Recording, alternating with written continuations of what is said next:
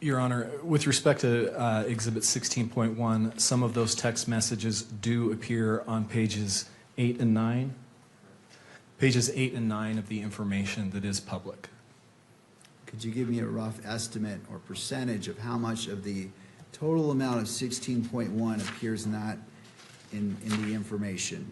Again, I'm just trying to create a record of what is out there from your perspective so the court can consider that in its analysis.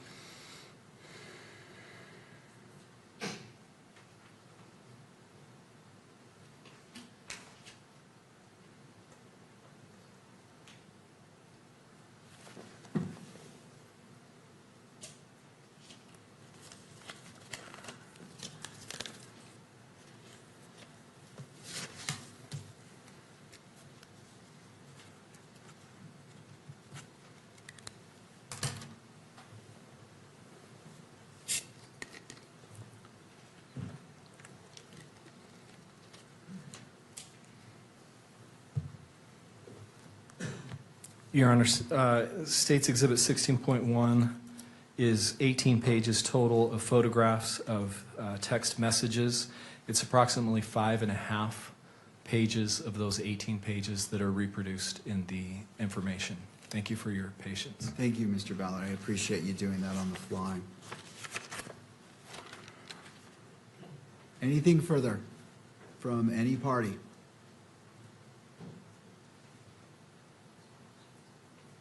To defense? No, thank you. To the prosecution? No, Your Honor, thank you. Media?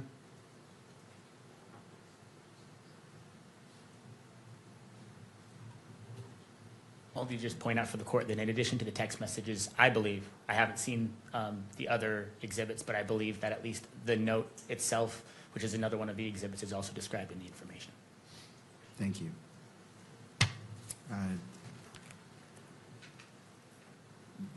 Ms. Kirk's victim representative attorney.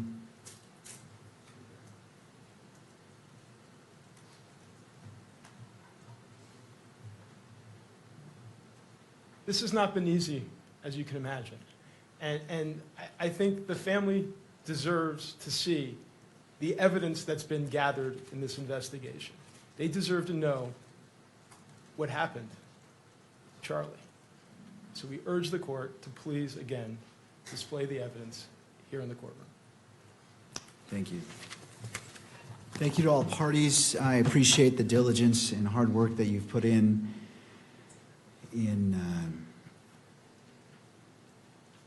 briefing, argument. These are important exhibits as it relates to what should be considered for, again, to be clear, these exhibits are being admitted to the court in its entirety. The question before the court is publication within the courtroom and beyond the courtroom. And so this is the ruling as it relates to the briefing, and I know it wasn't a formal motion, but I'm just trying to be thorough in my approach. This matter comes before the court on the state's request to publish Exhibits 16.1, 16.2, and 16.3 during the preliminary hearing and defendant's objection to that request. The exhibits consist of text messages between Mr. Robinson and a witness, Discord messages between Mr. Robinson and others, and a written note the state attributes to Mr. Robinson. Attorneys for Mr. Robinson argue the publication of the exhibits during the proceedings subject to electronic media coverage would create a substantial risk of prejudice and impair his rights to due process under the 14th Amendment. The defendant relies on Rizzo versus Louisiana, Estes, and Skilling, and asks the court to consider any admissible exhibit for the purposes of the preliminary hearing while limiting their public display or broadcast. The state responds that Rizzo and Estes do not require a categorical restriction here. The state argues that the exhibits are materially different from the televised custodial interrogation at issue in Rizzo because they are written communications allegedly made outside law enforcement custody. The state also argues that the potential prejudice can be addressed through trial management measures, including voir dire, and that the victim representative has an interest in being present for and able to follow important criminal proceedings. The court has considered the parties' arguments, the nature of the exhibits, and the procedural posture of this preliminary hearing, the defendant's due process interests, the public nature of the criminal proceedings, and the interests asserted by the state and victim representative. On the present record, the court is not persuaded that the publication of Exhibits 16.1, 16.2, and 16.3 during the preliminary hearing creates the type of inherent or presumed prejudice that requires categorical restrictions under Rizzo, Estes, and Skilling.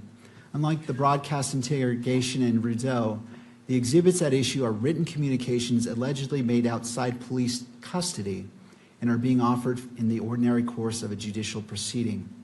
That distinction does not eliminate the possibility of prejudice, but it weighs against treating publication of the exhibits as presumptively unconstitutional. The court further finds that any potential prejudice arising from media coverage may be addressed, if necessary, through the appropriate trial procedures, including voir dire and any other measures warranted before trial. This ruling is limited to publication of the exhibits during the preliminary hearing and does not determine their admissibility at trial, and I insert, if one occurs, or foreclose any later request for relief based on a more developed record. Accordingly, the defendant's objection is overruled. As it relates to this preliminary hearing, the state may publish Exhibits 16.1, 16.2, and 16.3, and the court is authorizing, with the exception of the third to last page on Exhibit 16.1, because it contains information including a phone number and address to be redacted before publication in the courtroom. But as it relates to 16.1, because it was publicly distributed by the state, that 16.1 in its entirety may be broadcast through electronic media. That is the ruling of the court. Counsel, how would we like to proceed?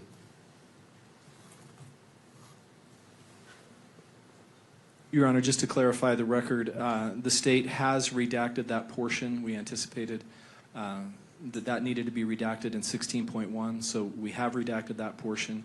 We believe that the best way to proceed now is we have the edited video ready that comports with the additional edits that the court has ordered. We propose that we take a break so that we can show that to the defense, make sure we're on the same page, and then we anticipate coming back and playing Exhibit 16. All right. Okay. All right. I appreciate the caution being exercised by all parties. We'll take a 15-minute break, come back at 10:50. Court is in a brief recess.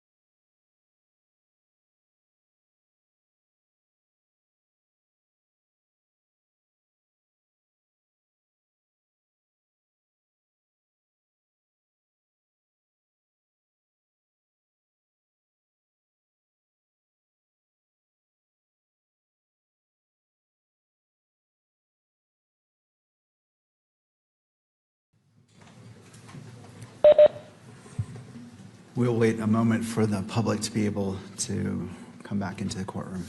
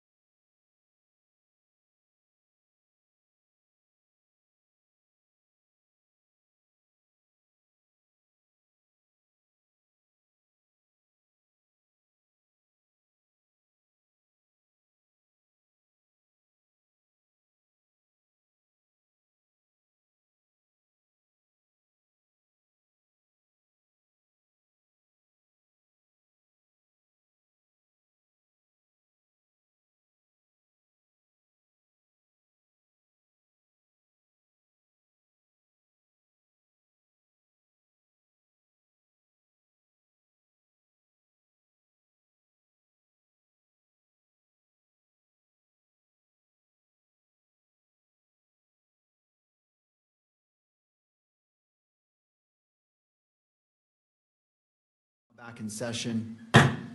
Welcome back. Turning to the state. I apologize, Judge. We were having computer technology issues. We believe those have been sorted out, but we have not yet had the opportunity to show the final edited versions to the defense. All right. Well, how much time do you need? Just as long as it takes to show the video. So maybe 10 minutes. All right. Well, we'll go into, well, I want to make sure sufficient time is done to do that. I'm sorry, I didn't realize that we were at this point. We'll be in recess for 10 more minutes. So by 11:05 approximately.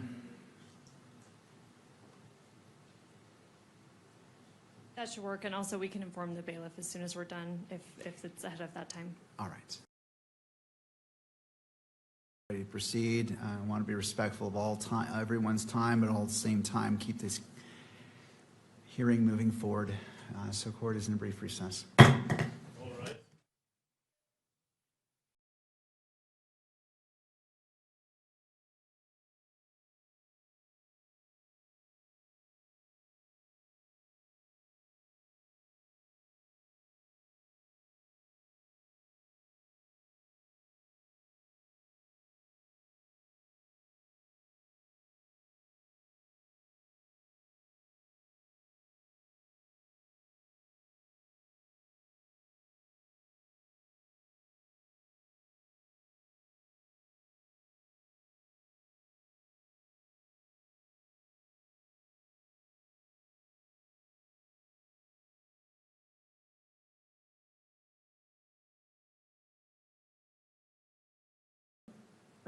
You didn't have to work that day.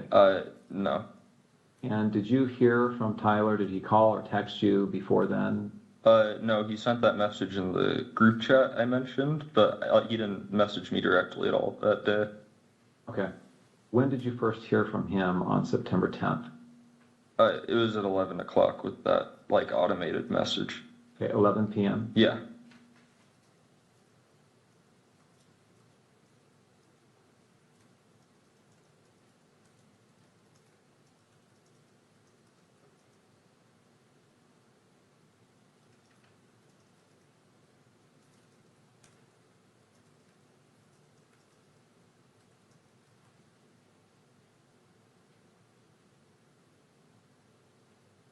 What about, he asks you here, remember how I was engraving bullets? Was he engraving bullets before this? Yeah, I don't remember exactly when, but he had said he was planning to go hunting with his family. And he asked me for if we had a Dremel because he said he wanted to engrave messages on bullets. And I just told him where our Dremel was and told him to make sure he doesn't set off a bullet on accident in the house. But I didn't really think about it until then. How long before September 10th was this that he asked about the Dremel? I don't remember because he'd been talking about the hunting/camping trip for a couple months, but I don't remember when he was specifically asking to engrave the bullets. So are we talking like a year before? Oh no, not that long. It would have been I'd say at most a month before this was when he was asking. Okay.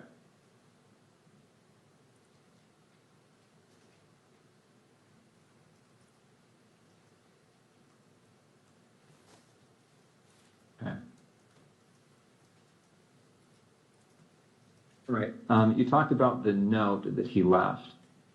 I want to bring this up, and I should say that these text messages that we've been looking at here are Bates number 54.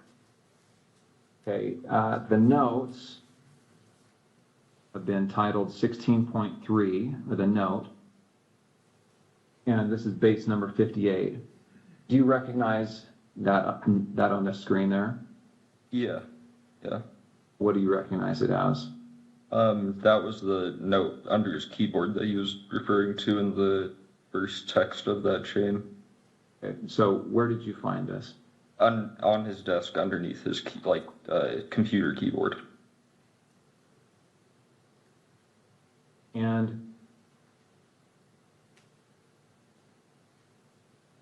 I assume you read it. Yeah. And then what did you do with it after you read it?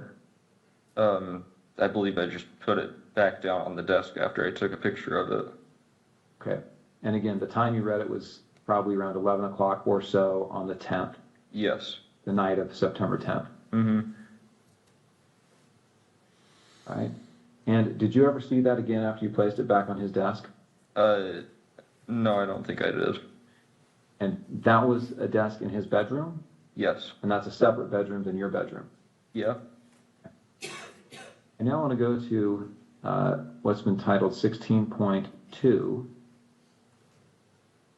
And do you recognize this series of messages here?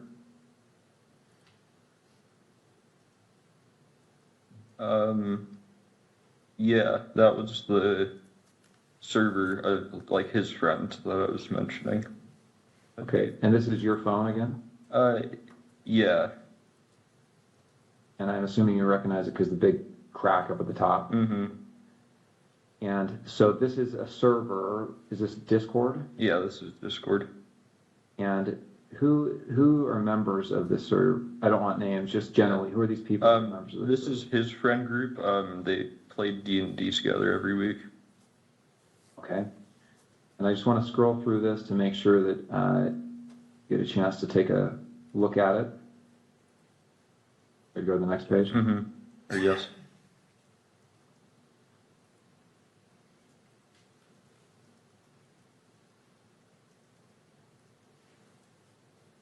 So Tyler Icom, who's that? That's Tyler Robinson. And these other people are just others that are members of the server. Yes. Jug, Barnaby, Marina, DM.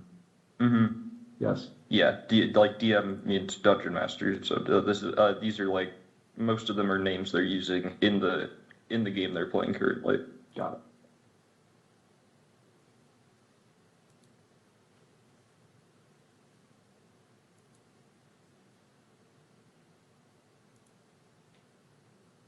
Yeah, it looks like the last text from Tyler looks like it's 8 p.m. And do you know what day this would have been? 8 p.m. on the 10th or the 11th? I would think that would be the 11th. Because on at least I think so. Because I don't think on the 10th that he messaged anyone before me at like 11. So. And he turned himself in on the 11th, right? I thought so. Yeah.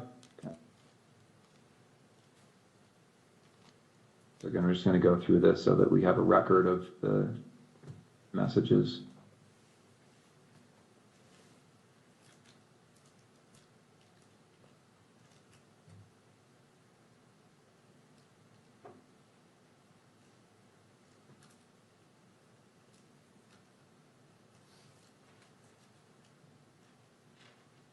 Is that an accurate recording of that thread? To my knowledge, yes. And that was sent, looks like between September 10th and September 12th. Looks like the last day on this is September 12th. Screen? Yes.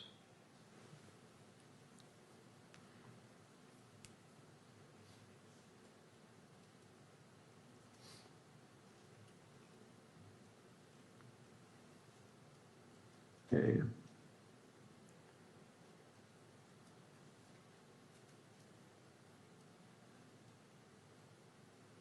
All right, so again, those messages covered from September 10th to the evening of September 11th. Now, September 11th, what time did you see Tyler on September 11th? Yes. When did you first see him on September 11th? So this is the day after the shooting. Yeah, I saw him when I woke up. Like I said, he was up and around doing a lot of stuff around the house. And then I think I saw him after that message where I said I'll come home and say I'm doing laundry, because I didn't want him going to my parents' house right then when he said there was probably cops outside. So I went back home, and it was just him there, and I said bye to him, and then he drove off. So I just went back to my parents' house.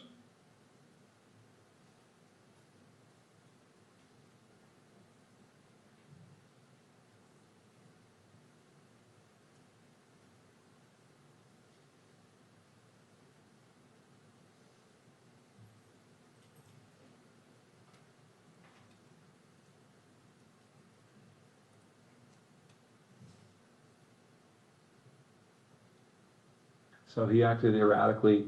Was he pacing? Was he just sitting down, relaxing? No, he was walking around a lot. Right, and that's within the home. Mm-hmm. And did he talk about what he had done? Didn't go into detail. I just asked him in person if what he said was true the night before, and he said it was. He started crying a little bit and said he wishes he hadn't done it. And then kept going around and just doing stuff, I think, to keep himself busy or distracted or something. Okay. Did he talk about what he was going to do next?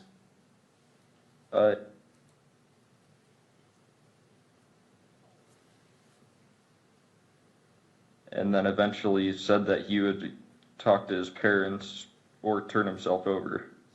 Okay.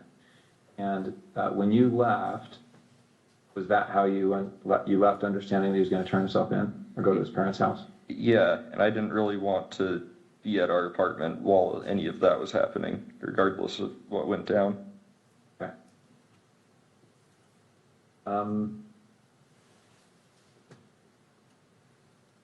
Okay, before he came home, had you seen the press releases, any of the media on this? I'd seen one Instagram link a friend of mine had sent in our group chat, Okay. but I hadn't really looked into it at all. And had you seen the images that were released of the suspect? I did the next day. I don't think I saw any on the 10th. I'm going to show you a couple of those images.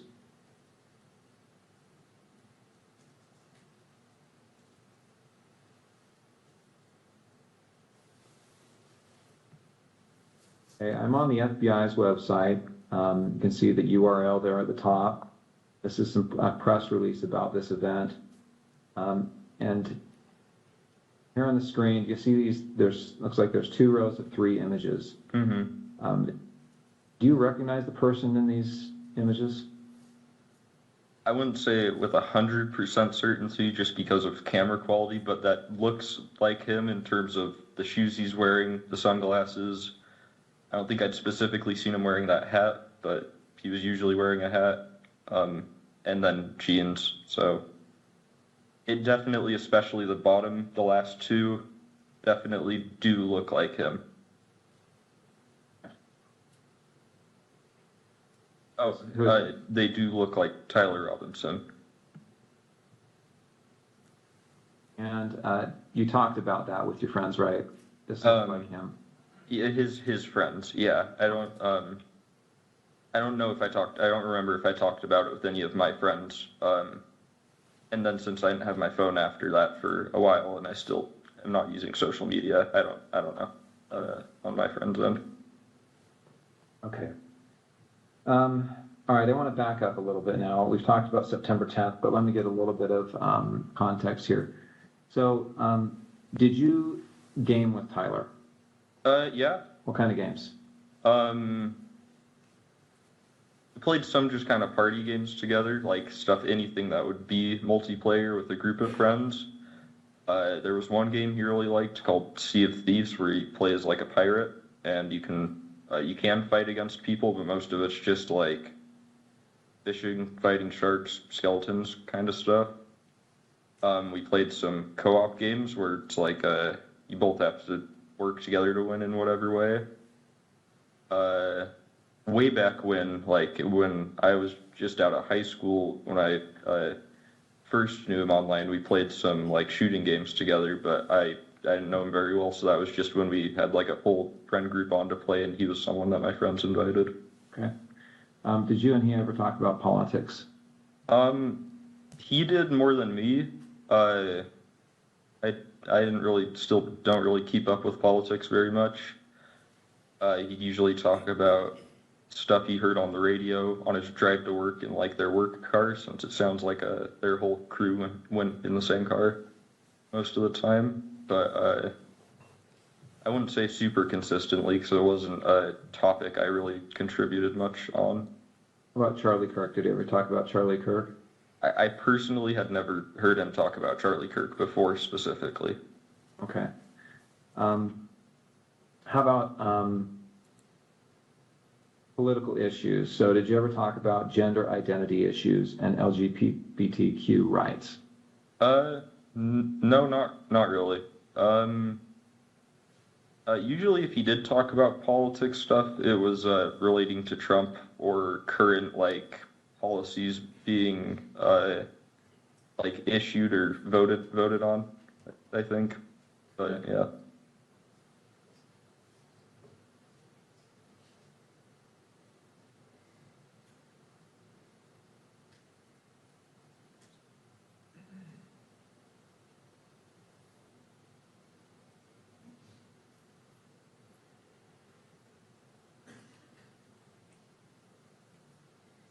Okay, so before that you have been.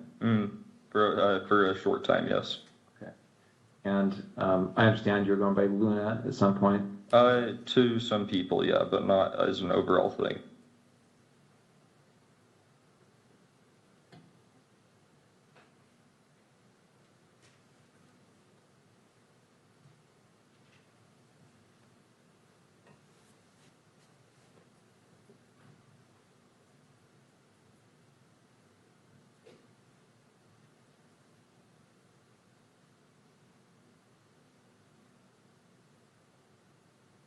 Sure. Okay.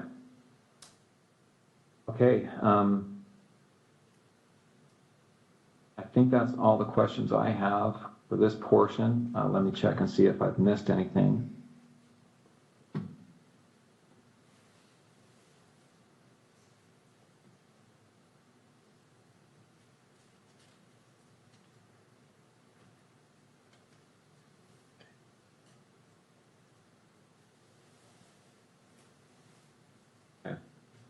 The Dremel that you talked about, you said he had asked for that, is that right? Mm-hmm. And had he told you it was to inscribe bullets? Yeah. And so did you have a Dremel then? Yeah. Okay. It was in our, our apartment, we had a section where we kept all our, random tools for household stuff, in our, lower basement level pantry. So, yeah. Okay. And did you give that to him or tell him where it was? I just told him where it was, yeah.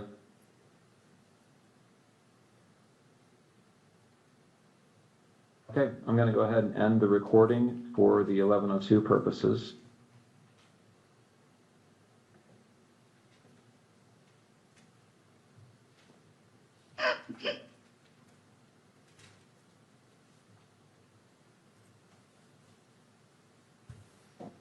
All right, that concludes State's Exhibit 16. Ms. Hunt. Thank you, Judge. Agent Davis, I asked you yesterday, but I want to remind the court and those present. Were you physically present at the interview we just watched in State's Exhibit 16? Yes, I was there. And aside from the court-ordered redactions, did it appear to you to be fair and accurate about what you remember that interview that day? Yes, yes, I do. During that interview, did Mr. Twiggs, was he shown or referenced certain items of evidence? Yes, he was. What types of items of evidence was he shown? It was the text messages between himself and Tyler Robinson, a Discord chat messages, and a handwritten note. And then we also saw in the video, he was also shown the FBI press release photos of the potential suspect. That's correct, yes. Have you reviewed all of those items as part of the investigation? Yes, I have. You're familiar with them? Yes. All right, I want to put just on the witness's screen what's been marked for identification as State's Exhibit 16.1.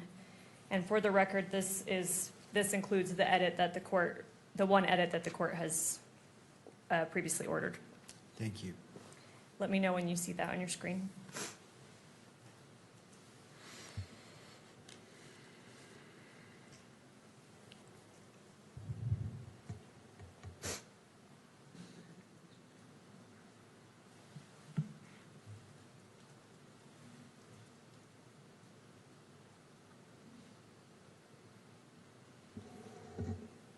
I see it. I see it now.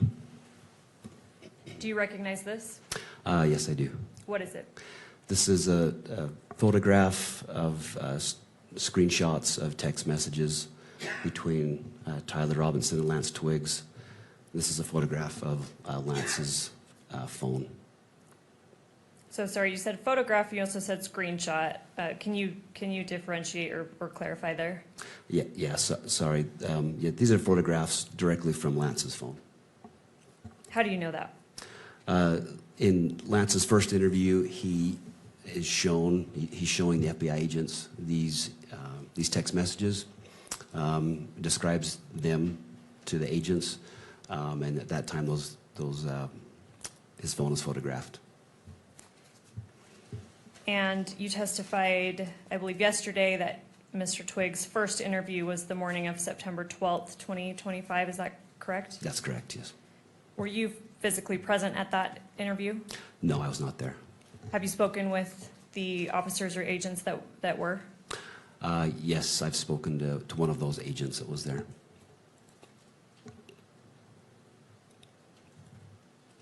And you stated that first September 12th interview of Mr. Twiggs was recorded?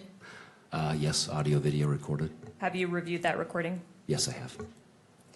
So you stated that we're looking in State's Exhibit 16.1 at a picture of Mr. Twiggs' phone. Yes. Do you know who took these photos? Yes, it was Agent Larson with FBI. Did you speak with Agent Larson and confirm that? I did. And you kind of made reference to this already, but how did Mr. Twiggs initially show law enforcement the relevant text messages? Yeah, during that first interview on September 12th, he physically, he shows them the phone and then allows them to photograph the phone. And does he identify it as his phone in that interview? Yes, he does. Does he refer to any particular features of the phone that allows him to make that identification? I believe the second interview, he refers to the large crack in the upper left screen. So he identifies that in his second interview that was given on April 20th. And according to your review of the recording of his first interview and in speaking with the agents that were there, did he have his personal phone with him at the time of the September 12th interview? Yes, he did. And was this same text thread that we're seeing in State's Exhibit 16.1 shown to him during his second interview sorry, let me get the date right, April 20th, 2026 at the Utah County Attorney's Office that we just observed part of in State's Exhibit 16? Yes, it was shown to him. Was he asked how Tyler Robinson is saved in his phone, like as a contact? Yeah, just as Tyler. Without saying it, obviously, did he identify Tyler Robinson's phone number? Yes, he did. Did you check the number that Mr. Twiggs gave as Tyler Robinson's phone number against law enforcement records? Yes, I did. And do they match? Yes, they match. Is State's Exhibit 16.1 a fair and accurate representation of the text thread or the relevant text thread between Mr. Twiggs and Mr. Robinson? Yes, it is. As part of the investigation, was a Cellbrite extraction performed on Mr. Twiggs' phone? Yes, it was. Did you personally review that extraction? Yes, I have. And according to that extraction, did Mr. Robinson and Mr. Twiggs exchange text messages on September 10th through 11th, 2025? Yes, they did. What time was that first text sent according to the Cellbrite extraction? The first text was September 10th at 11 p.m. All right, Judge, I would move to admit State's Exhibit 16.1, and then pursuant to court order, I would move to publish it to the monitors. Mr. Novak. We have no further objections beyond those that the court, of course, is very familiar with at this point in time. All right, I'll note the standing objections made by defense. Those objections are overruled. This 16.1 is admitted into evidence and may be published to the gallery as well as electronically distributed through the camera. All right, Agent, I'm not going to go through every single message, but I do want to have you read aloud certain portions of them. And I apologize to counsel, these are not actually given a page number. I have page numbers, but I'm happy to confer that we're on the same page as we go. So here we're looking at page 1 of State's Exhibit 16.1. If you could read a little more than halfway down where it begins Wednesday, 11 p.m. Will you start reading underneath that? Yes.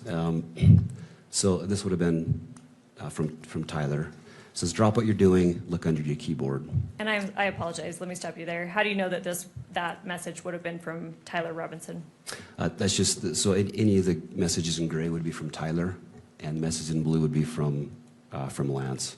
It's just the way the iPhone distinguishes the messages. And also Lance in his interview also acknowledges that, who was saying what. And up at the top, who do we see that this thread is between? Tyler. All right, sorry to interrupt you. So read that again, starting from look under the keyboard. So after that, then Lance responds, he says, what? And then he says, you're joking, right? And then Tyler says, fuck, I tried to delete that. If we could scroll down to page 2.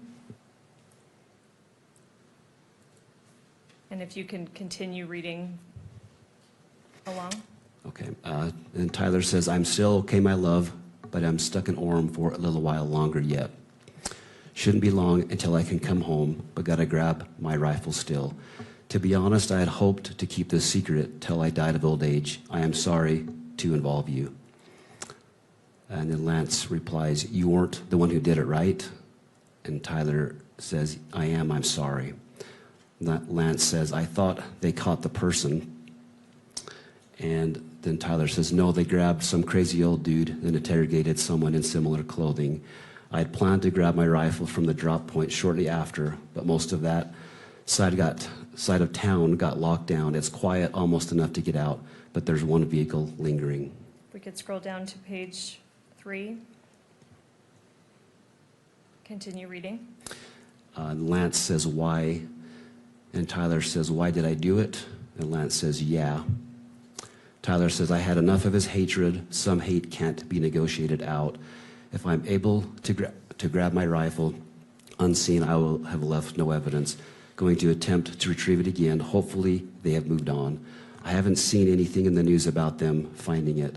We'll update you shortly, or sorry, we'll update you by midnight. And then Lance says, all right, stay safe. How long have you been planning this? Scroll down a little bit, please, Kimberly. And Tyler replies, a bit over a week, I believe. I can get close to it, but there is a squad car parked right by it.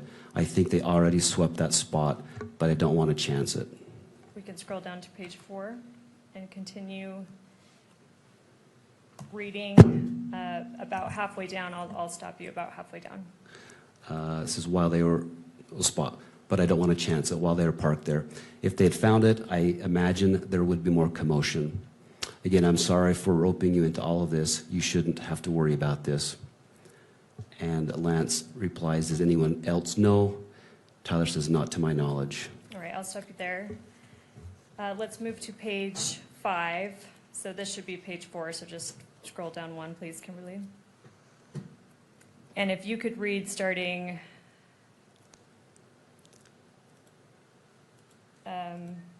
sorry, Kimberly, scroll a bit more down. If you could read, I don't know, about a 1/3 of the way up that starts with guess. Okay. Tyler says, guess I'm just sitting in my car watching reels for another hour, hoping this guy fucks off. And continue. And Lance says, are you okay still? And Tyler says, yes, check and spot again now. Will. Sorry, now we're on page 6. Continue reading. We'll update soon. He continues, the squad car was moved further away, enough that I should be able to move in. I backed off because I thought I heard footsteps, maybe a foot patrol, but the crickets here are so fucking loud.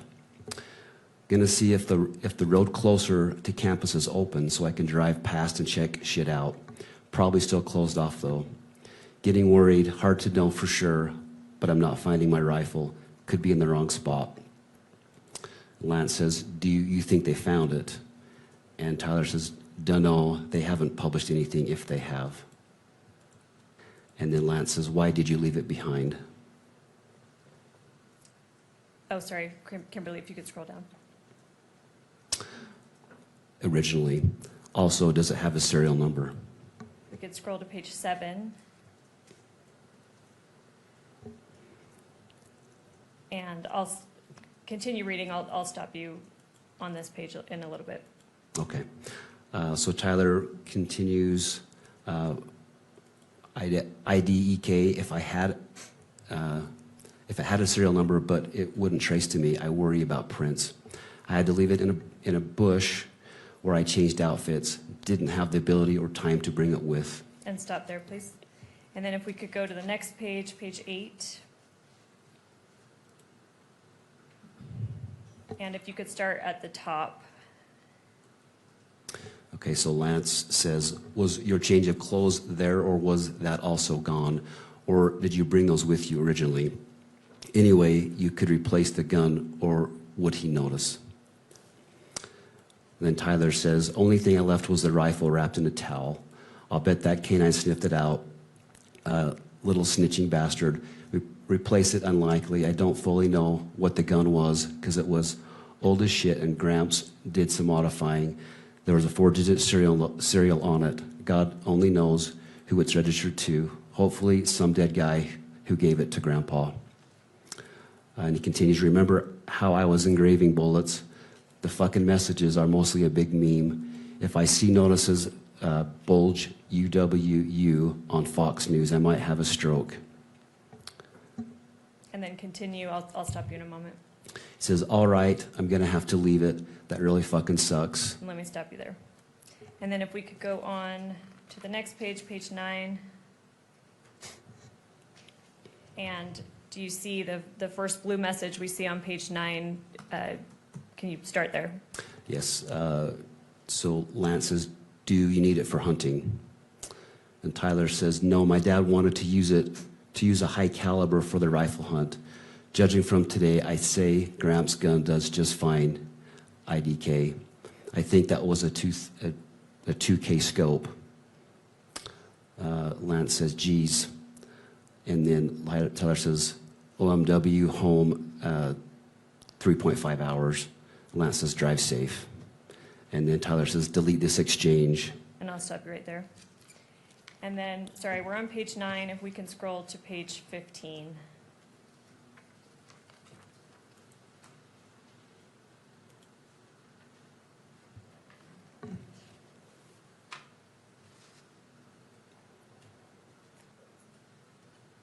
And then the second grade message on page 15, if you could start there. Okay. So this is Tyler. I'm going to turn myself in willingly. One of my neighbors here is a deputy for the sheriff. We hope to keep things sort of quiet here. And then I'll stop you there. Okay. And we can remove the exhibit from the screen. Thank you, Kimberly. We mentioned a Cellbrite extraction of Mr. Twiggs' phone. Do you know what time that last text was sent? Yeah, I recall it was just before 8 p.m. on September 11th. It was, I think, 7:42 p.m. is my recollection. I'm sorry, September 11th? Yes. Would September 12th make sense, or you're saying September 11th? So September 11th was when he turned himself in. It would have Okay. been September 11th, yeah. Okay, thank you. Yep. Yep. All right, I'm going to show just for the witness, State's Exhibit 16.2.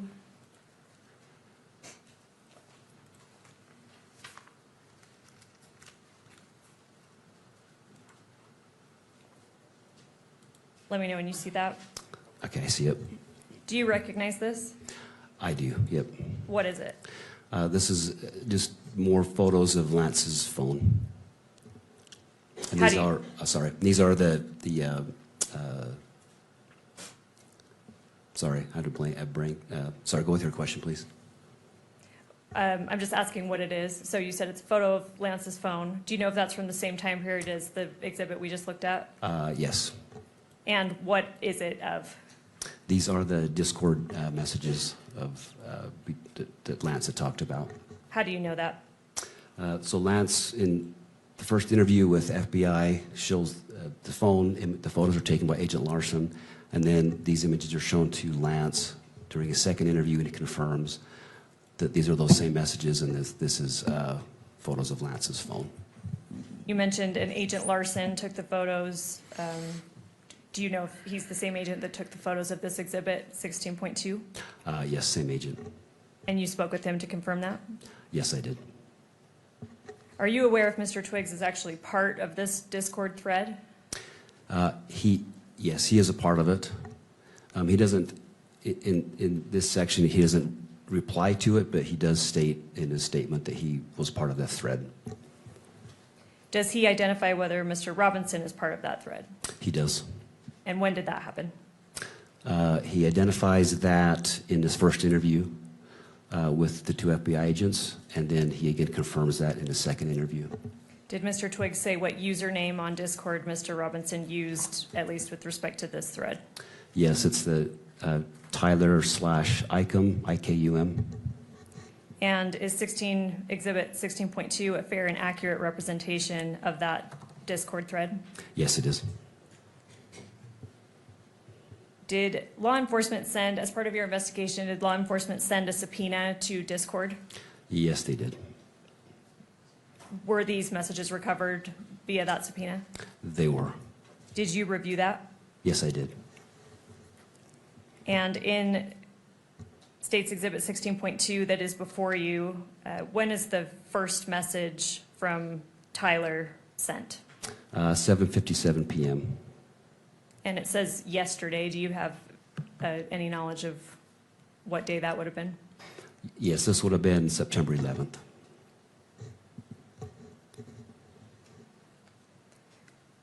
So Tyler sends the first message that you're seeing on Exhibit 16.2, September 11th at 7:57 p.m. Yes, that's correct. You testified earlier that Mr. Robinson arrived at the Washington County Sheriff's Office approximately at 9 p.m., is that right? Yes, that's correct. And although you weren't physically present there yet because you were flying down, how do you know that he arrived approximately around 9 p.m.? Just based on the police reports I reviewed and then go back and look at the video and such.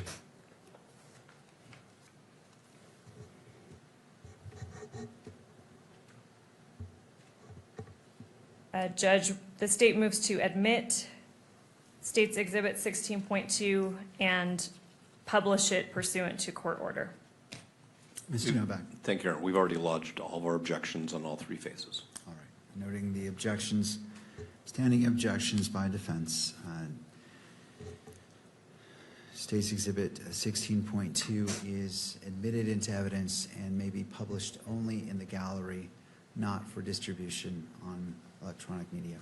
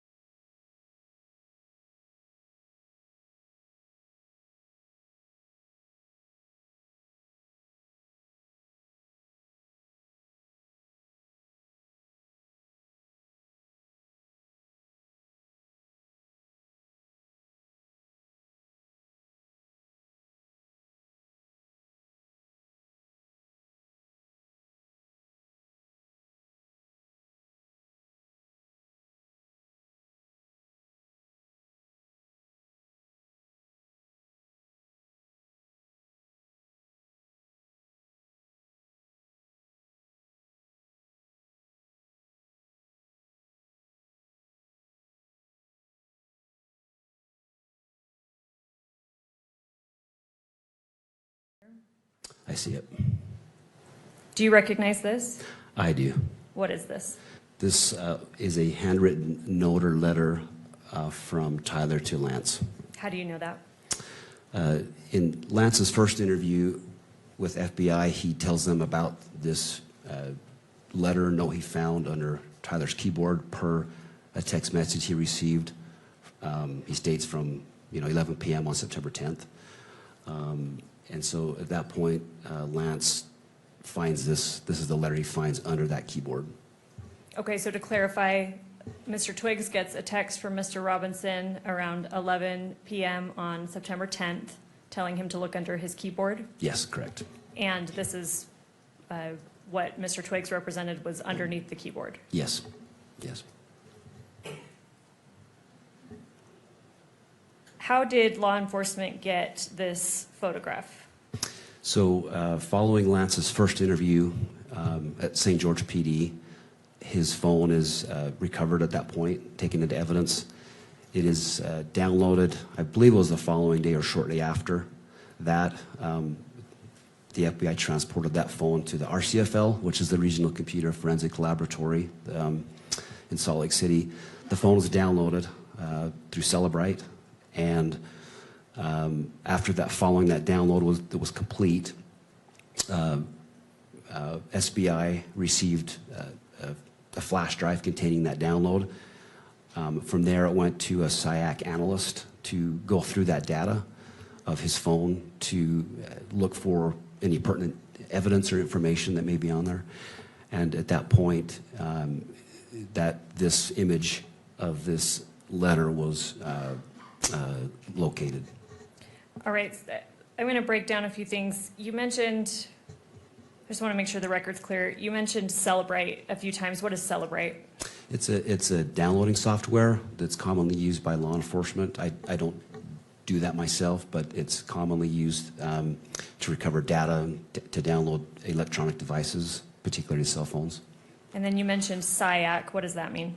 It's the Statewide Information Analysis Center. It's a division within DPS. That's a fusion center. They assist law enforcement with intelligence, various intelligence information for our investigations. You mentioned that you don't personally do Celebrite phone extractions. Have you spoken to the law enforcement officers that performed the Celebrite extraction on Mr. Twiggs' phone in this case? I don't believe I specifically talked to those individuals, the RCFL, that did that. But they, yeah, that was then provided to SBI. Did you speak with officers at SBI that have recovered this photo that we're seeing in States Exhibit 16.3? Yes, I've spoken to, I have spoken with an SIAC analyst who in particular found this image. I've spoken to her personally as well. Was Mr. Twiggs shown what's been marked as States Exhibit 16.3 during his second interview? Yes, he was. And again, you were present for that? Yes, I was there. Is Exhibit 16.3 a fair and accurate representation of the photo law enforcement obtained from Mr. Twiggs' phone and that he was subsequently shown in the second interview? Yes, it's fair and accurate. Your Honor, the state would move to admit Exhibit 16.3 and then also publish pursuant to court order. Mr. Novak. Just noting the objections that have previously been made, and I think that the court's order is that it may be published in the courtroom only. Thank you. Noting the standing objection by defense, 16.3, correct? Correct. Is admitted into evidence and may be published only in the courtroom and not be shown or videoed.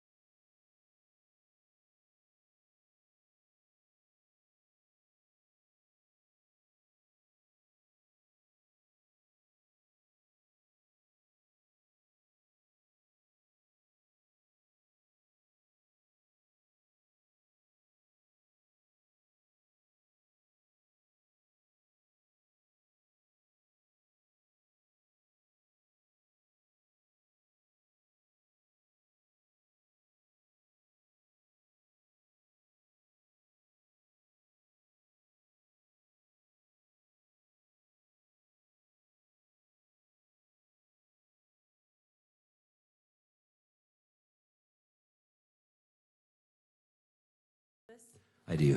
What is it? These are the images that the FBI released to the public. It would have been on September 11th when those were released.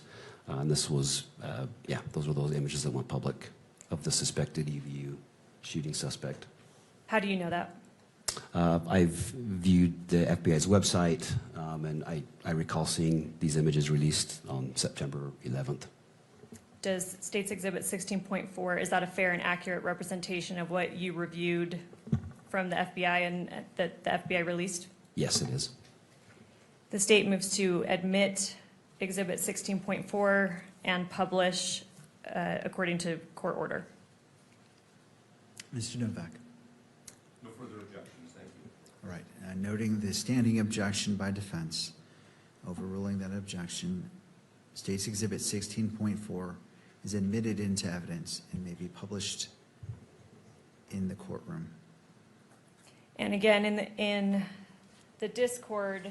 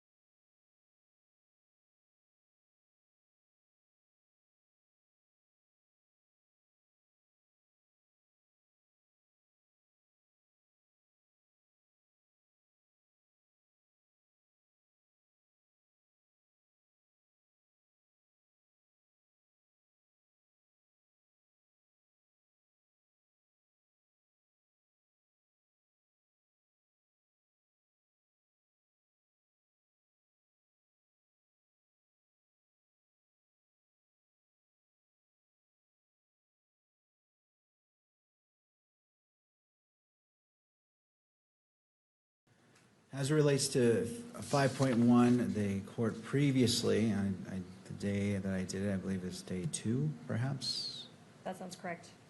the court provisionally admitted it, contingent on additional foundation being laid, whether through testimony or through evidence. And the court notes that such foundation and testimony has been laid in order for the foundation to be laid for 5.1 to be admitted into evidence for full consideration by this court. And so that is received.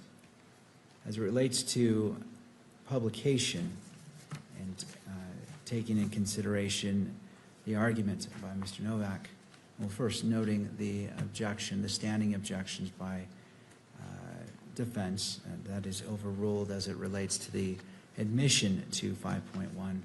But going to the publication, the court understands the argument made by defense that this is going toward perhaps religion, and that the enhancement, and let me just read that from the information, victim targeting enhancement in violation of Utah Code annotated 76-3-203.14 sub 2. Tyler James Robinson intentionally selected Charlie Kirk because Tyler James Robinson's belief or perception regarding Charlie Kirk's political expression, and that was also noted as an enhancement for count 2 and count 7. The court is not going to engage, the court can weigh how this is applied, but it finds it relevant, how it relates to the enhancement is for the court to weigh as it looks at the bind-over decision, and is not engaging in that decision-making today, but finds that it is relevant, it is admissible to the court, and is publishable to the gallery as well as to the public. And so if the state wishes to publish State's Exhibit 5.1, it may do so at this time. Thank you. Yes, we do.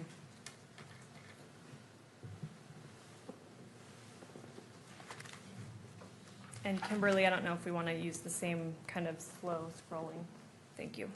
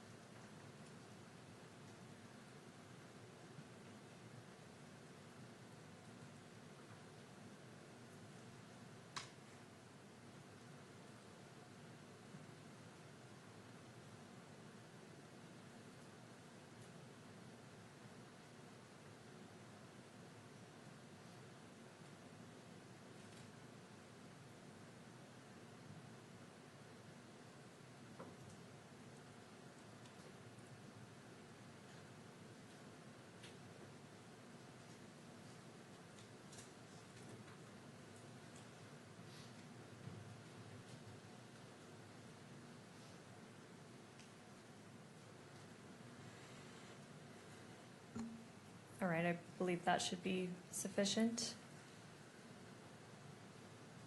And Agent Davis, I apologize. I'm going to take you very briefly back to State's Exhibit 16.1, which is the text thread between Mr. Robinson and Mr. Twiggs. Kimberly, if you could turn to page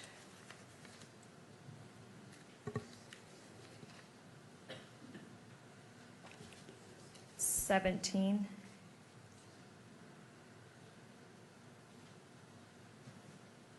And because this has already been admitted and, court, correct me if I'm wrong, published not only to the gallery but to cameras at large, I'd ask that it be displayed in that fashion again. All right. Any input from any other party on that request? All right, thank you. It may be published, and the media may pick this up as well. Agent Davis, if I can direct you to the very last message on that page, starting with "if any," if you could read that out loud. Okay. This is Tyler. He says, if any police ask you questions, sorry, let me start over. If any police ask you questions, ask for a lawyer and stay silent. My lawyer should be Doug Terry. I'll see if he can reach out to you and make sure the police follow. Okay, thank you. That's all I need from that exhibit. And then finally, Agent Davis, you testified before that you flew down to Washington County Sheriff's Office and observed Tyler Robinson there, correct? Correct. You got his name there. Yes. You stated that you transported or assisted transporting him up to Utah County Jail, Yes. and that you were the booking officer. That's correct. Do you recognize Tyler Robinson here in the courtroom today? Yes, I do. If you could point him out and briefly describe something that he's wearing. He's the individual seated at the defendant's table in the center chair with a gray suit coat and a green tie. Your Honor, if record could reflect identification of the defendant. Counsel? No objection. All right, I'll note for the purposes of this hearing only that Agent Davis has identified Mr. Robinson in court. Thank you. And Judge, if I can just have a moment. You may. Ready to pass the witness, thank you. And I don't know if now would be a good time for lunch. All right. We'll go ahead and break right now for lunch for 1 hour, well, 1 hour and 5 minutes. Let's come back at 1:30. We'll resume. We'll pick up the defense for a cross-examination if they choose for Agent Davis. Does either party need the benefit of the record before we go on our lunch break? Not the state. No cross-examination for Agent Davis, so I don't want him to wait here if he has other things to do. Thank you. Thank you, Mr. Novak. Thank you. No cross-examination. May this witness be excused. Yes. All right, Agent Davis, you may Thank you. step down, Thank you. and then we'll resume with the state on their next witness. Court is now in recess. All right.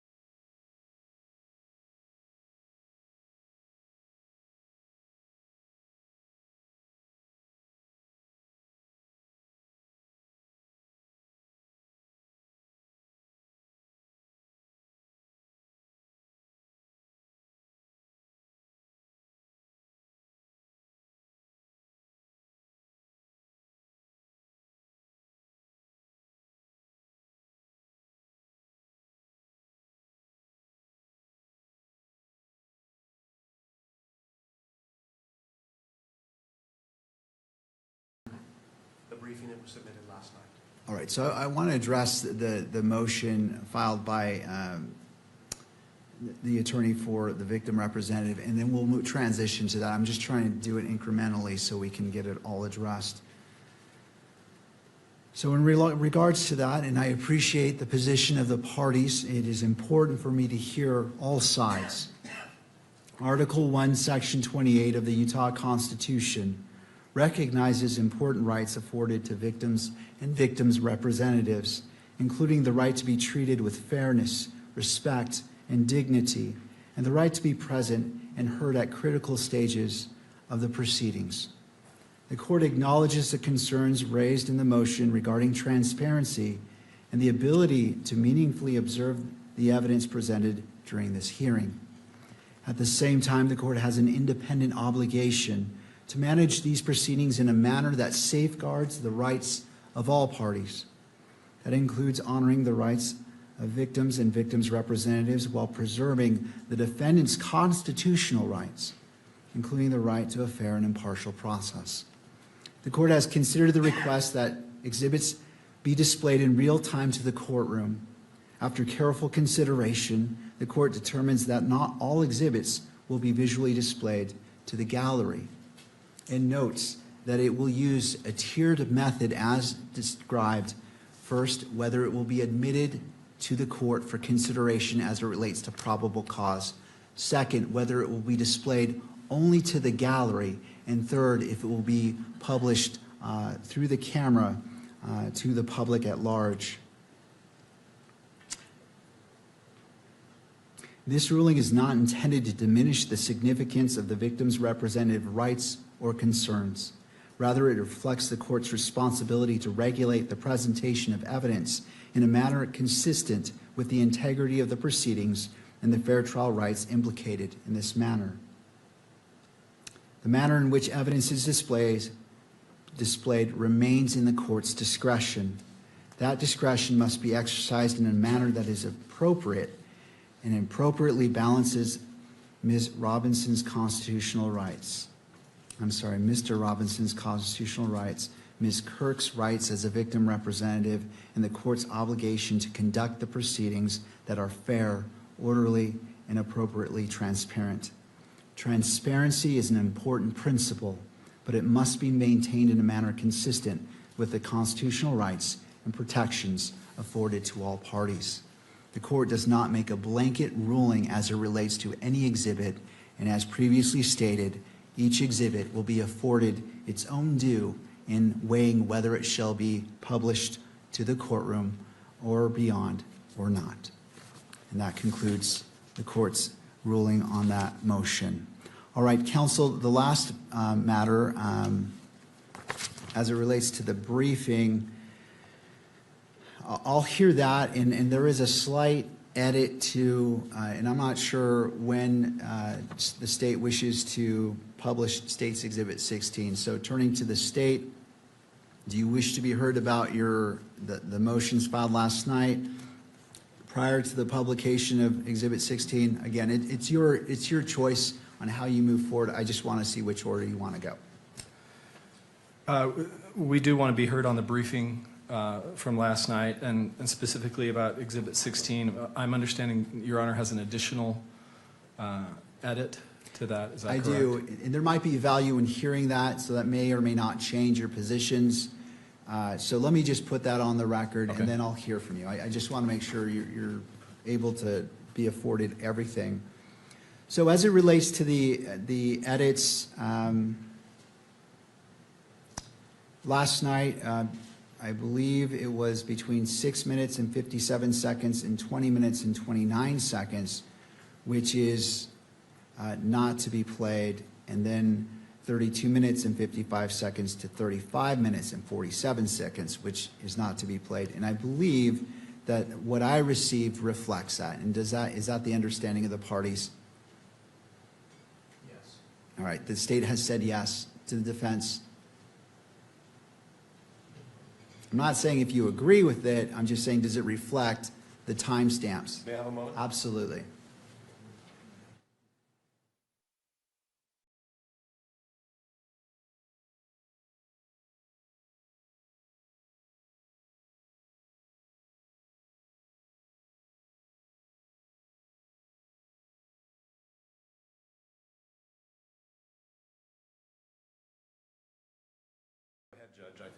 Your Honor, and then let's just see what the court is referring to.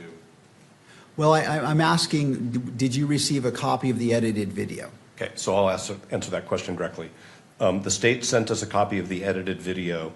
The redactions of the audio were exactly as the court ordered, but we noticed that the video, which followed, ended up being inconsistent with the redactions of the audio. So I brought that to the state's attention last night.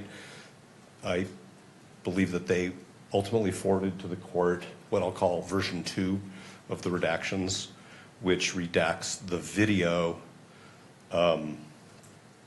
that would have made the audio redactions sort of superfluous or ineffective. So that's sort of where we are. But we may be not communicating with each other about the same issue. I'm not sure. Well, okay, I just want to make sure that in regards to what was to be cut out, comports with those timestamps I just gave. It does. Plus, the parties believe that additional video needed to be cut out to match the court's intentions with respect to the audio. Right, and this is where I'm going to next. Mr. Ballard? Yes, Your Honor. I think we're on the same page. We did, in conjunction with discussions with the defense, first of all, we prepared the redacted video as Your Honor ordered. Then after discussing with the defense, we prepared a second version that still maintained the audio redactions as the court ordered, but we took out the video portions that the defense brought to our attention. All right, and I didn't see that, but here, and this is the court's own independent finding after spending significant time last night reviewing it. So I'm requesting a video-only redaction between 20 minutes and 29 seconds and 25 minutes and 23 seconds. And so what I looked at was what was on screen. So any video showing anything other than Mr. McBride and Lance Twiggs was to be redacted, with the exception of the screenshots of the images pulled from the surveillance video and the FBI bulletin, which I believe was also briefly displayed. I think we're all on the same page, based on what the court just said.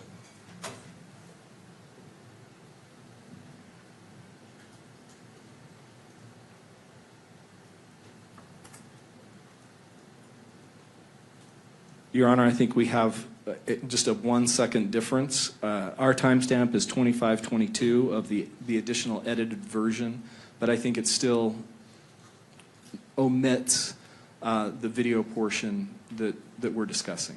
All right, well, it's a good day when we are literally on the same page. I'm glad that within 1 second we are all in agreement about this. So that the court, and it sounds like you're one step ahead of the court. I was going to say that if you had it, you simply turn off the monitor for that section. But if you've already made that change, then all the better. There are 2 additional changes as well. And this is very short, and so I'll leave it to the state if you wish to just in real time pause and fast forward or wish to redact it. I'll leave it to you. So the additional requested audio and visual redaction, so this is not to be played whatsoever, is 27 minutes, 18 seconds to 27 minutes and 25 seconds. And the second is 28 minutes and 11 seconds to 28 minutes and 18 seconds.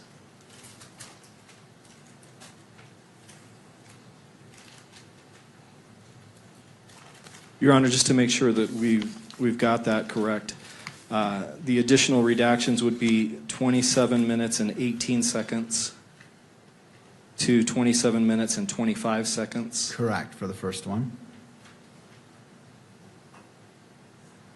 And then 28 minutes and 11 seconds to 28 minutes and 18 seconds. Yes. And Your Honor, while we're talking about additional redactions, let me approach.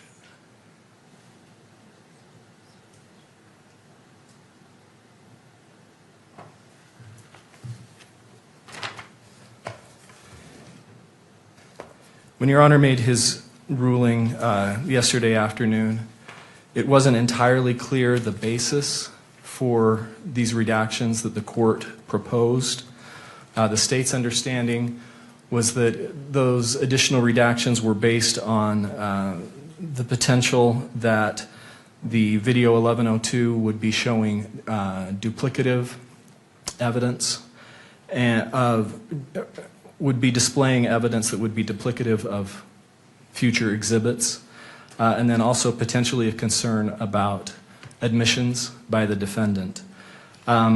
Portions that the court has ordered to be redacted do not have any of those concerns as far as the state's view of that evidence, and I would like to be able to point the court to those.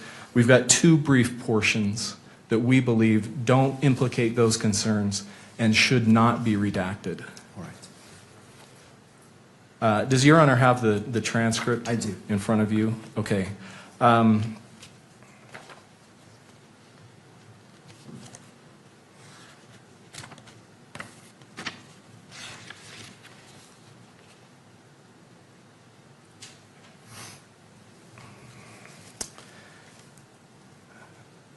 First of all, at the very, very bottom of page 10, beginning with the words, "was he," and then over to page 11, down to timestamp 1646. That portion is not cumulative of additional exhibits, and it contains nothing that could be classified as an admission by the defendant. That's the first portion. So going back to page 10, I don't see "was he" at the bottom. Where are you? How many lines from the bottom up are you referring to? You may. Oh, I see, right here. Okay, now I see what you're saying. I missed that. I was looking at the beginning of the line, but I see your point. Okay. So from "was he" on page 10 until 16, the timestamp 1646 on page 11. okay. That's the first portion. And then the second portion that we would ask not be redacted is a small portion of page 19.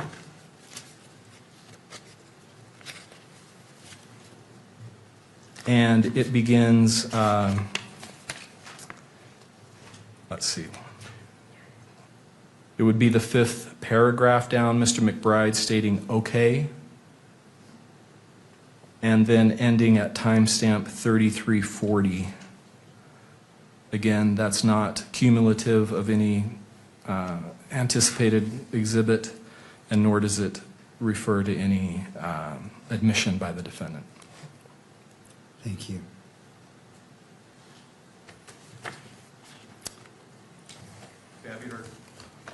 Yes, you may.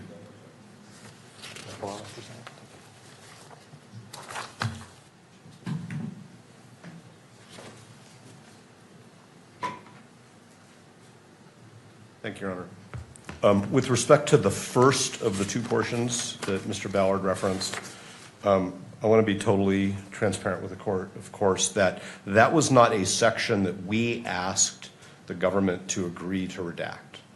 That is a section that the court independently determined was appropriate for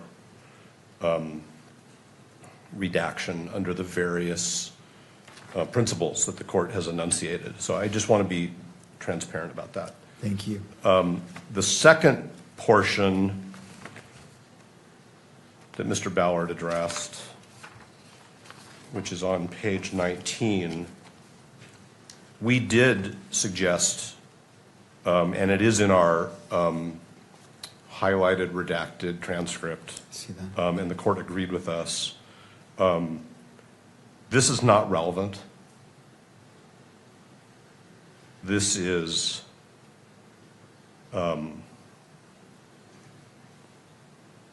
admissible under 403. I don't understand how this questioning by Mr. McBride and the answers to these questions by Mr. Twiggs, and now I'm going to quote the Utah Rule of Evidence, has any tendency in reason to make a fact of consequence more or less true. That's the relevance question. So I understand that the court has said, I can make determinations of which portions of this transcript to rely upon, but from my perspective, what the state is asking the court to do is to broadcast a portion of the transcript which we are saying is not relevant, and to the extent it has any relevance, is significantly outweighed by undue prejudice. All right. I am not Mr. Twiggs' representative, but I think as a witness who has counsel, there might be something that Mr. Twiggs' counsel would want to say about this as well. I don't know what it would be, but my firmly held belief is it would be consistent with what I'm saying, which is that it is neither relevant nor probative of anything of significance, especially in compared to the undue prejudice. Thank you, Your Honor. Thank you, Mr. Novak. Mr. Ballard. Thank you, Your Honors. Mr. Novak recognized Mr. Twiggs was represented during this statement. His counsel knew that this was being prepared to be produced in court, and his counsel made no objections to this part of the interview. And this is critically relevant. It provides important foundational information about Mr. Twiggs, and identifying information about him, and then also it's very relevant to the enhancement that we have charged. All right. Thank you. Anything further before the court rules on these two requests? All right. In reviewing the first section, again, citing to page 10, and I know it is, to anyone listening, this may not make sense when I'm saying page 10, but it's roughly just a few seconds after 1539 on the video, starting with was he, and ending at 1646 with the last word asking. After hearing and considering what has been argued, the court agrees that this, in applying a balancing test and as it relates to transparency, to ensure the court is taking a very narrow approach in what is or is not published to the public, that this is permissible. It doesn't run afoul of the issues that the court addressed previously, that the court is trying to avoid by publishing portions.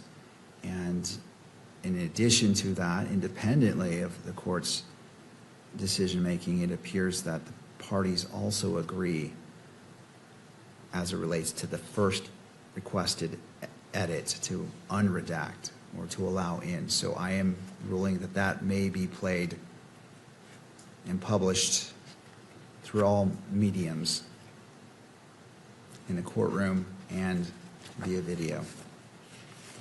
Turning to the second section, this is page 19. It is roughly right after 3327, going to just before 3340.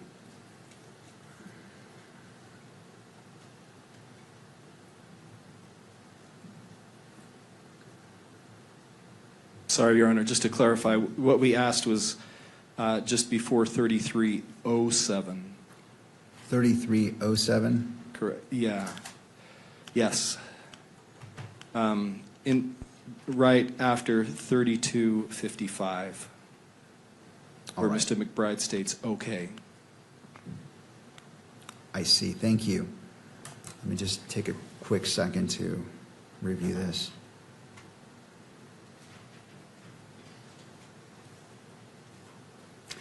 In relation to that request from right after 3255, starting with OK, is that the spot you're talking about, Mr. Ballard? Yes, Your Honor. All right. And specifically to 3327, the court stands by its original ruling. That is not, there are several reasons why the court, the court's ruling isn't whether it's relevant or not. It's whether it should be published or not. And again, as previously stated, the entirety of Exhibit 16, the court is receiving without any redactions or edits. The court is considering it as it weighs probable cause. However, for publication, the court finds that the requested section from roughly after 3255, starting with OK, ending at 3327 is, the court finds that there are interests served by not publishing this to the courtroom or to be broadcast. I note the, and I recognize Mr. Novak's statement as it relates to what Mr. Twiggs' counsel may or may not assert, but the court finds independently that this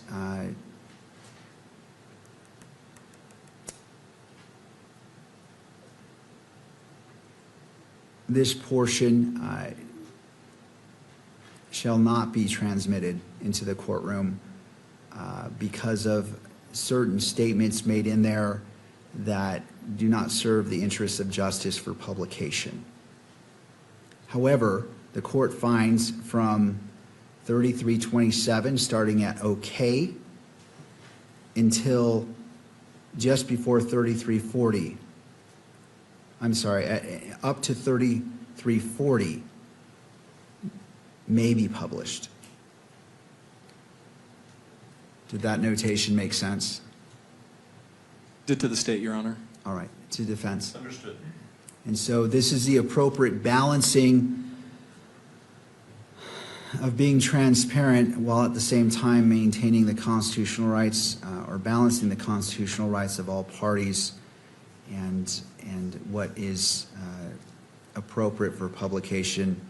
And this may be published not only to the gallery, but to the media as well that goes beyond the gallery itself. All right. Anything further on State's Exhibit 16? Not from the state, Your Honor. Thank you. All right.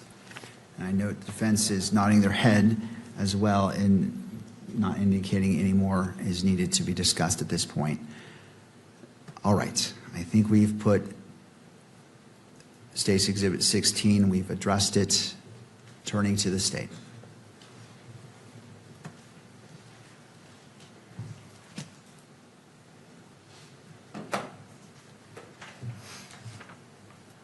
Thank you, Your Honor. We would just like to briefly emphasize a few points in the briefing that we filed early this morning.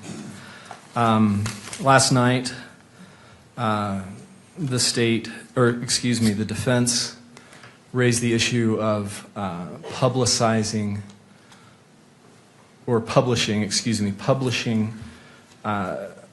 admissions by the defendant or confessions. They cited to one sentence from the United States Supreme Court opinion in Estes versus Texas that relies on the Rideau versus Louisiana case.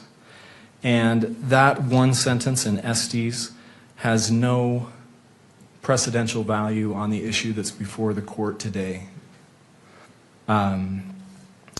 Estes cited to the dissenting opinion in Rideau, which is very curious because that dissenting opinion, Rideau was a change of venue case, and what the dissenting opinion held is that the court properly refused to change venue in that case, even though the defendant's confession had been televised multiple times. So it's puzzling that that's what the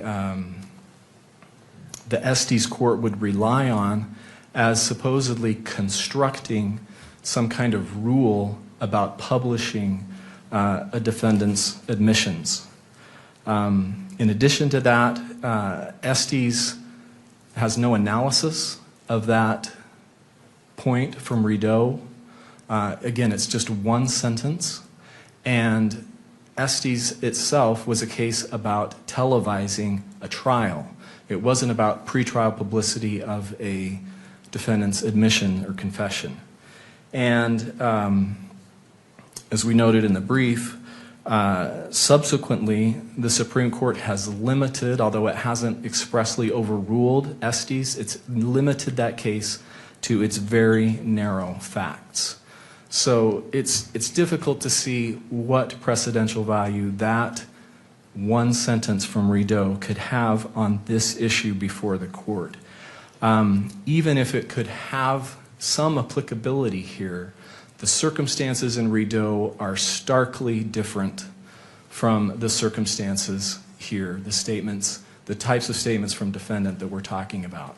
In Rideau, what the police did was orchestrated a recording of an uncounseled, unmirandized police interrogation. The police recorded that interrogation. It was leading questions. They recorded the defendant answering those leading questions. And then they immediately, it was the police that immediately released that recording to the press, who then publicized and televised that, the defendant confessing to police, answering the police's questions. That's not the types of statements that we're dealing with in this case. What we're dealing with are statements that defendant voluntarily made to close friends and associates of him and his roommate.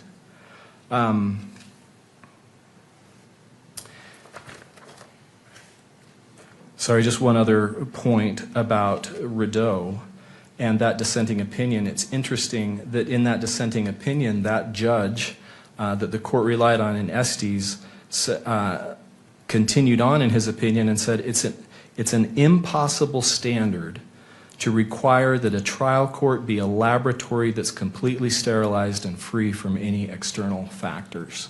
So again, it's hard to see how Rideau has any precedential value, and even if it did, the circumstances are completely different than from the types of statements that we're dealing with here. The state has also cited to several other courts that have easily distinguished Rideau and have made it clear that there is no blanket ban on publishing, especially just in court, a defendant's voluntary admissions.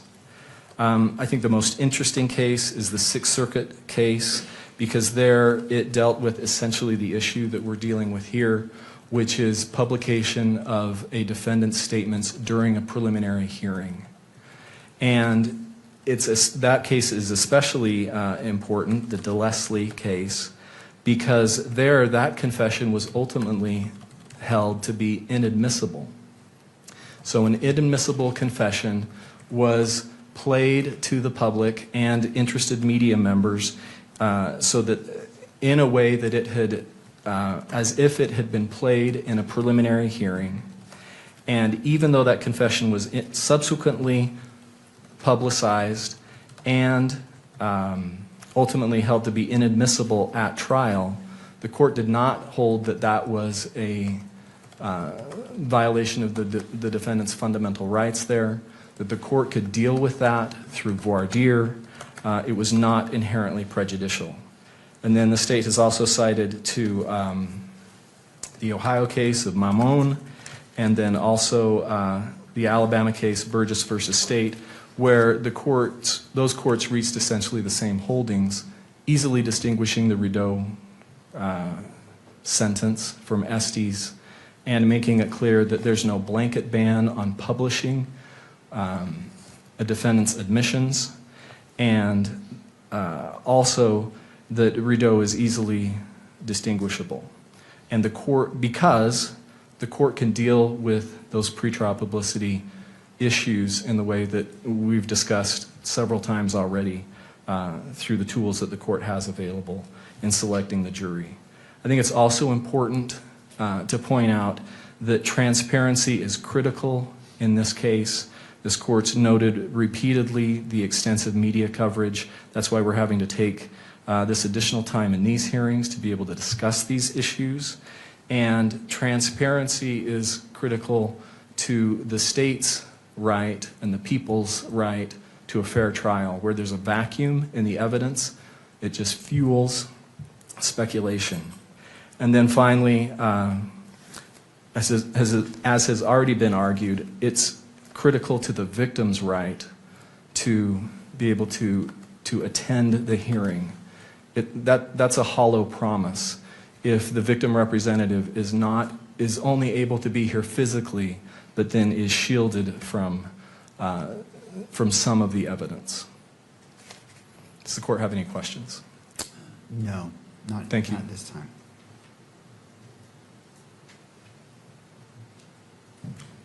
Mr. Novak. Thank you, Your Honor. The parallel between Mr. Robinson's case and the Rideau case is this. Mr. Rideau's confession was televised by an act of the state. It wasn't a confession broadcast through a courtroom. It was a confession made to law enforcement and then broadcast by action of the state. And that's what gives rise to the constitutional problem, which is its state action, which violated Mr. Rideau's right to a fair trial. This court has granted the media's request to electronically publish this entire proceeding. That's state action. And the state has supported the media's request over Mr. Robinson's objection. So that is also state action. So that's the parallel. If there were no cameras in this courtroom, we would not have a problem. And in fact, Ms. Kirk's attorney's briefing seeks a remedy which has nothing to do with the cameras in the courtroom. What Ms. Kirk's counsel seeks is the opportunity for people in the courtroom to see the evidence. So the state is going even further than Ms. Kirk's counsel. The state wants to publish what it calls confessions in the same way, essentially, that the state published Mr. Rideau's confession. Now, the only other thing I want to talk about is that Mr. Ballard's correct that the blanket rule that there is unrebuttable prejudice that's stated in Rideau. We could talk about why dissenting judges say, oh my God, the court has established a rule and I don't like it. That's what's going on there. But it was in the Skilling case, a Supreme Court decision in 2010, where the court said, yes, we really are going to let judges decide whether potential juror exposure to pretrial publicity makes them makes them unable to serve. But there is an extreme case. That's not my language. That's the Supreme Court's language in Skilling. There are extreme cases of pretrial publicity where prejudice is going to be presumed. And so that's obviously about what has to be proven in terms of the prejudice. But when it's an extreme case, what the Supreme Court is saying in Skilling is there's a presumption. And I believe that this court has already made findings over the last 9 months that this is an extreme case with respect to the quantum of pretrial publicity, the way in which it's being monitored by the public, the speed with which these proceedings, even this week, are being dissected and broadcast through all of the technology channels that we have. So it's our view that this is the extreme case that the Supreme Court talked about in Skilling. We wouldn't have any state action giving rise to this problem if we didn't have cameras in the courtroom. And that's why we think that Exhibits 16.1, 16.2, and 16.3 need to be managed in the way we've asserted. Thank you, Your Honor. Thank you. Mr. Ballard. Thank you, Your Honor. Just briefly, Mr. Novak's misrepresented the state's position. We're not going beyond what the victim representative has asked for. As we made clear in our briefing this morning, that we filed this morning, we are asking that these exhibits, unredacted, be published in the courtroom. Not electronically, but they be published in the courtroom. It's not the camera in the courtroom that's the problem. The issue here is the public's right. This is a public hearing. The court's ruled that it's a public hearing. Kearns Tribune recognizes that preliminary hearings are public. And the public that is here in this courtroom should be able to see the exhibits that are admitted and that the court is going to rely on. And that is even more important to the victim representative's right to be able to be present and to observe these proceedings. Thank you. All right, counsel. Your Honor, if I may, I'll be brief. I want to begin by saying thank you to both the parties, to the state, to the defense, to the court. Today, the time that's being taken today and the nimbleness that's required to talk about things like a transcript in open court is a challenge. I recognize that it presents difficulties and that it takes time. And I want to begin by thanking both the parties and the court for taking the time to do that. It's important to the public, and I appreciate the court doing that. I know the public does as well. The only thing that I want to say with respect to this question about admissions or confessions is something that I hope will help the court. The court is looking at Rideau. It's looking at Estes. These cases from 50 or 60 years ago in a different media environment under the United States Supreme Court. I want to urge the court to do what the court has done before, and that's to look at Algier. This is a 2011 Utah Supreme Court case. It's obviously in the wake of Rideau. It's obviously in the wake of Estes. It's here in this state, unanimous Utah Supreme Court, upholding a decision made by Judge McCleave below in a case that has striking parallels to this one. In the Algier case, there was a murder trial. The court received a letter, a notarized letter from an inmate saying the defendant in this case has confessed to me. Told me that he was involved in the shooting, gave me details of it, threatened me and my family if I did that. I want the court to know that. That was provisionally sealed for many of the same reasons that the court could conceivably consider keeping some of this information from the public. The court did a two-step analysis. It began by trying to determine whether or not there was a presumptive right of access to that document. The answer is yes. There is a presumptive right of access to this proceeding as well. Like Mr. Ballard just said, because this is a preliminary hearing, there's a presumptive right of access for the public. The second question was simply whether there's some kind of balancing that should be done. Notably, in paragraph 17 of that Algier case, it stressed something that we have said over and over again, which is much of the information that would be revealed through that letter had already become public at that point. And the idea of sealing a document that contained allegations or details that were already in the public sphere would only create the impression that information was being kept from the public when it was not. We stress what we did yesterday, that much of, as we understand it, much of the information that is now under consideration for the court is already in the public sphere. The right case to analyze this under is Algier. Algier would dictate in this case that the court recognized there's a presumptive right of access to this material, and that the presumption, the balancing test that would be needed to overcome that presumption of access has not been satisfied here, particularly because so much of that information is already in the public sphere. That must be an animating factor here, and we ask the court for that reason to grant access, both publication to the courtroom and, in our view, publication on the cameras as well. But we again do recognize that that middle step is a meaningful one. And if the court were to decide that that information be shared in the courtroom but not on the general feed, we would recognize that as well as a meaningful step towards transparency in this case.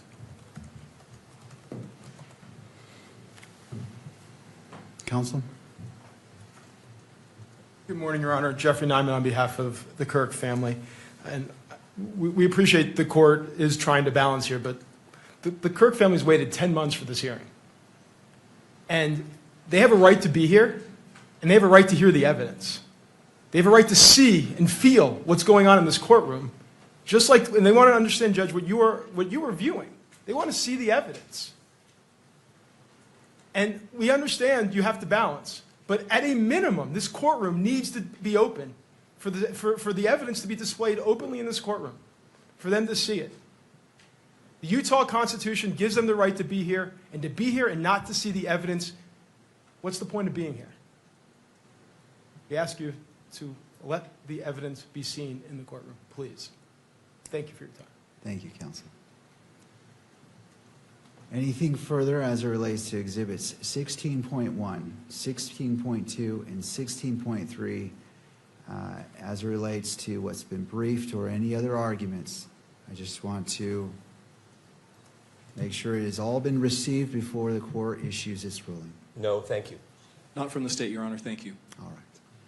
And just to be clear, as it relates to the state's request, 16 point, well, so under the three factors, or the three levels, admission to the court, publication to the gallery, and then publication beyond the gallery, what is the request for each of these exhibits? We are asking,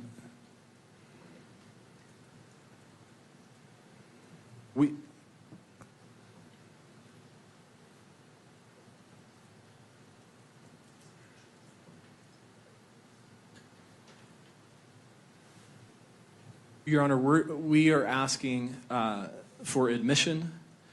We are asking for publication within the courtroom, but not publication electronically on to the electronic coverage in the courtroom or of these proceedings. We do want to make clear that once the exhibit is admitted, that the witness will be reading from portions of the exhibit, but again, we're not asking that that be displayed in any way so that those outside the courtroom could capture that and reproduce it. Thank you. Just the court just wants to.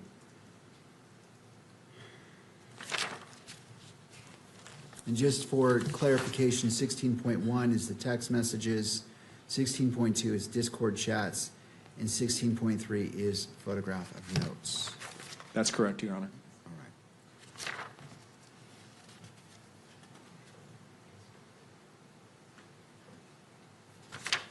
And finally, and this hasn't really been addressed by any party, but it is a factor the court's weighing, how much of 16.1 has been published to the public prior to these proceedings? And this is open to all if you wish to weigh in. I just want to make sure that that's clear because that wasn't really addressed in the briefing, and it's a factor. So I want to make sure that that issue has been presented by the parties if you choose to.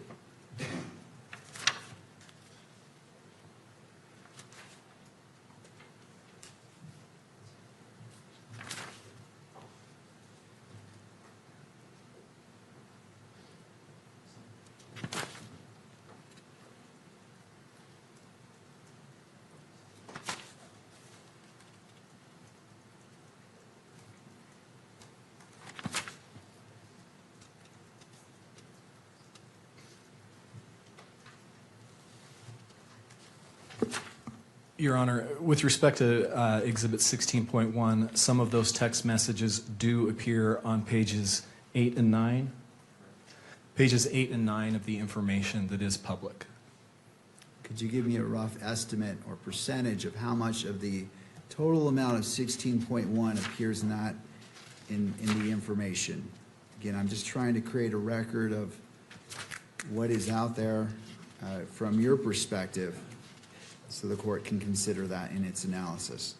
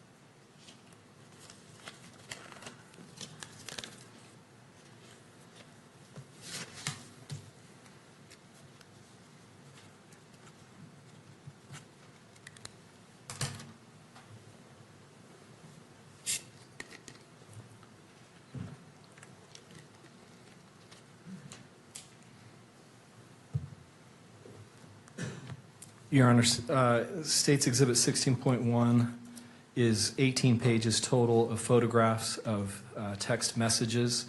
It's approximately 5.5 pages of those 18 pages that are reproduced in the information. Thank you for your patience. Thank you, Mr. Ballard. I appreciate you doing that on the fly. Anything further from any party?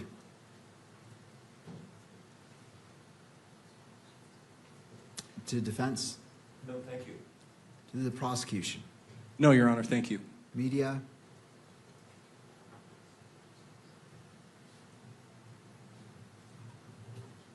I'll just point out for the court that in addition to the text messages, I believe, I haven't seen the other exhibits, but I believe that at least the note itself, which is another one of the exhibits, is also described in the information.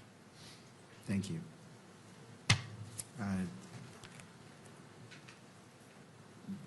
Ms. Kirk's victim representative attorney?